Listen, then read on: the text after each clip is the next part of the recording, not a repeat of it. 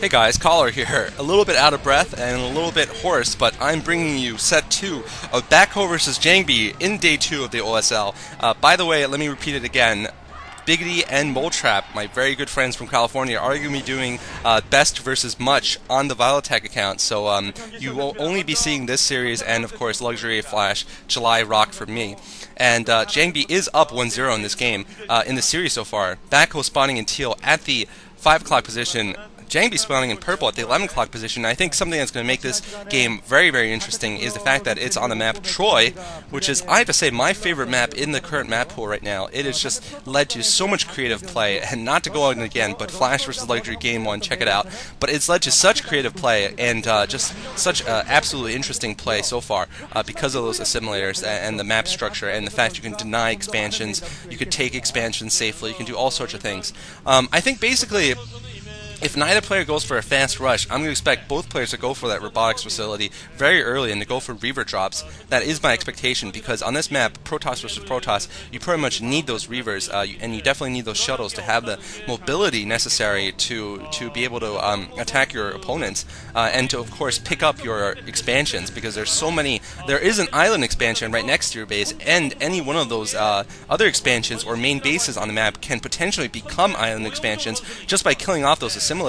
I believe those are Jangbi's family members over there, because they're sitting on the Samson Khan side. Here we're seeing Backho putting down his gateway and now scouting. Game 1 of Backho versus Jangbi was very close, I felt, but Jangbi just had slightly better Reaver control. He had his Reavers, I believe, at the same time that Backho had them, but he just had very, very good Reaver control with his shuttles and basically managed to overwhelm Backho with a very standard Dragoon and Reaver push in the mid-game. So basically what that indicates to me is that, frankly, Jangbi's the better PvP player, because Dragoons and Reavers are just absolutely the bread and butter of Protoss versus Protoss play. So if Jangbi can be better than that, I have a feeling he's going to win this game. However, of course, anything can happen. There are a number of Backho fans. You can't count me among one of them, to be honest, because I don't know much about him, and frankly, I haven't been impressed by his play very much. But now I'm stating my bias right now. I do think he's shown himself recently to be a very respectable player. I would rate him on the same level as The Rock. He's a little bit less experienced than The Rock, but in the same way that he's pretty good, but nothing spectacular. We're seeing Cybernex Core coming up for Jangbi, and by the way, last game, Flash versus Luxury, I was wrong. If you haven't watched it, watch it now, but I have to say I was wrong in my predictions after Game 1. I'm going to give it away. Flash, of course, lost, but I thought Flash was going to win that game. I thought 100% Flash was going to come back and be his old self and take the game away from Luxury and force a Game 3, but I mean, just the unthinkable happened. Flash lost that game, and I'm still stunned by that. Jangbi looks like he's gotten his Cybernex Core a little bit faster than Backho does. I wonder why. I think maybe because Backho went for a couple more probes, or actually he went for one more Zealot also. So Jangbi is going to be getting that range upgrade at the Cybernex Core. Very standard Protoss versus Protoss play so far. And I'll be expecting both players to go for that robotics facility fairly soon and not go for a fast expand, just because it's going to be very difficult to face off against an opponent who does have that dropship mobility. Even if he doesn't just choose to destroy your assimilators, the choke points on this map are just very close. I don't know who that is. Probably a pro gamer. Please leave a comment if you know who that is. But anyway, even without the assimilators being destroyed, the choke points are very narrow, and hence mobility with those clunky Dragoons and the clunky Zealots is going to be very difficult without the shuttles. And finally, a scouting probe for Backho is dead, and Jangbi can basically put up his tech or go for an expansion at will here. Interesting, Backho going for the second gateway early, and Jangbi's going for his robotics facility, so definite diversions and strategies here. Backho's going to be trying to go for an early Dragoon push. Maybe Backho is going to try to go for that Dragoon push and snipe off one or both of Jangbi's assimilators. Or maybe Backho's going to try to do that, and do that before Jangbi can get the Reavers out. We'll have to see. But the fact that Jangbi spotted that Flash was the fact that Backho spotted that Jangbi wasn't getting a second gateway might indicate to him that he was going for the early robotics facility. Backho might be going for an expansion, and Backho actually going for the expansion, so I was wrong. Not going for sort of an all-in push there. He's going to go for the expansion and try to take an economic advantage. Jangbi, meanwhile, now has the second gateway up and the robotics facility. I'm going to expect pretty much either a support bay first or an observatory plus a support bay. I'm pretty much 100% sure that he's going to be going for drops, although I have been wrong on these predictions before, but I'm pretty sure on this map you're going to have to go for drops. Robotics facility now going up for Backho. Sorry, I just call him The Rock, and don't want to make any more naming mistakes. 5 Protosses in the round of 8, by the way, so, but we are going to have the number whittled down by 1 at least, because July has taken out The Rock, so there will be at most 2 Protosses. Well, there will be 2 Protosses, sorry, there will be 2 Protosses in the round of 4.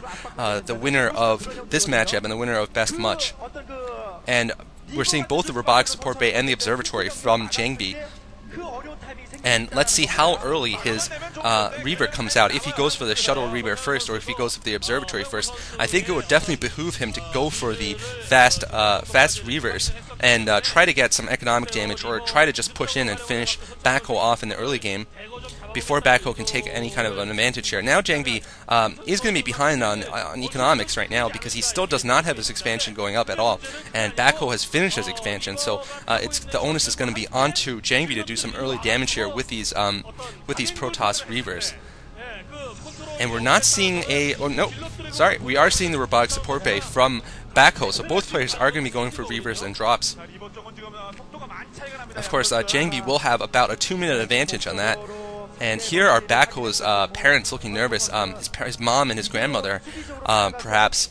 And that's the thing about StarCraft in South Korea. It is so important, not just as a game for young people, but as, I mean, a serious occupation for these, adolescents, to be young men, these teenagers and 20-somethings, people, and to them, I mean, sometimes it's like in Nada's case, it's something that supports his family. Nada's father having passed away a few years ago, he supports his family with it. I don't know exactly what the case is with Backho, but certainly it's a very important competition, just as a final athletic competition would be in the United States. Your family will go and watch you. I mean, my family, when they see me play StarCraft, ask me how old I am. So, I mean, you're seeing very different reactions across the ocean here. I mean, my family, if they saw me playing StarCraft, or they don't know about this YouTube account, I don't think. My brother knows, but my family, I don't think I ever told them. But they'd probably be like, shouldn't you be going out? Shouldn't you be working or doing some volunteering? They wouldn't be, if I were in a StarCraft competition, they would not be watching nervously in the midst of about like 5,000 gaming fans. But anyway, I digress here. Jangbi now with the Reaver out at his front door, and Backho with the Reaver out on his front door. So Jangbi has not managed to do any damage to Backho, nor has he even pushed out. Surprising, because Jangbi usually is a fairly creative and aggressive player. I'm surprised by this, and we're going to move into the next phase of the tech tree, with Jangbi having a significant disadvantage compared to Backho in economics.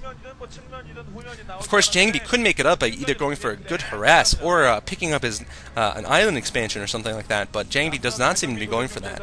The next step of the tech tree should be both players going for the Templar Archives and trying to get storm drops on one another. But I'm just very surprised that both players have played basically a no-rush 10 game so far. And that's just surprising on a map like Troy, where early attacks could be a very, very. I think it's very beneficial to go for an early attack because you can pick off those assimilators. I'm very much surprised that neither player has done so.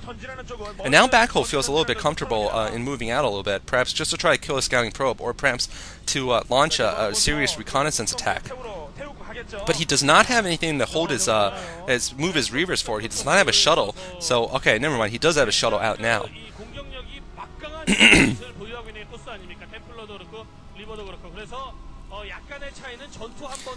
And by the way, a lot of games happening this weekend. 4GG versus Cal in the MSL round of 8. I will be casting, probably in a dual commentary with Diggity. I was originally slated to do them as a solo, but of course I would love to do one with Diggity, and that could be up by tomorrow or something on the Violetak account. I haven't done them yet. But a lot of StarCraft coming up, and now the push from Backho coming up. He's going to be moving up the ramp though against Reavers. We'll see how good both players' Reaver controllers. Jangbi getting a hit off on the Reavers of Backho, so one more hit and both those Reavers will go down, and one of the Reavers go down for Jangbi and one go down for Backho. But I think Wow, Jangbi is not going to be able to hold here, even though he was going... Oh man, Backho's going to take this battle.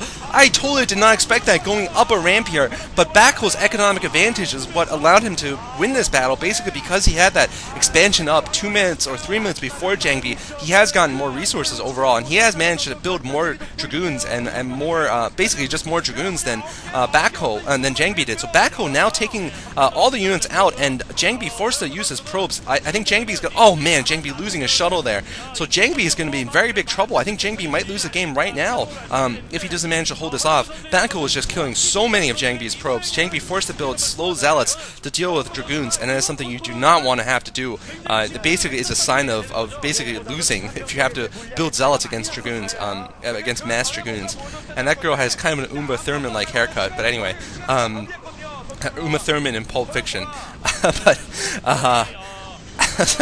see, that's the thing. I'm so easily distracted. GG coming from Jangbi. Wow, I thought the game was going to go longer than that, but Jangbi deciding that he was not going to be able to hold his natural expansion and GGing against Backho.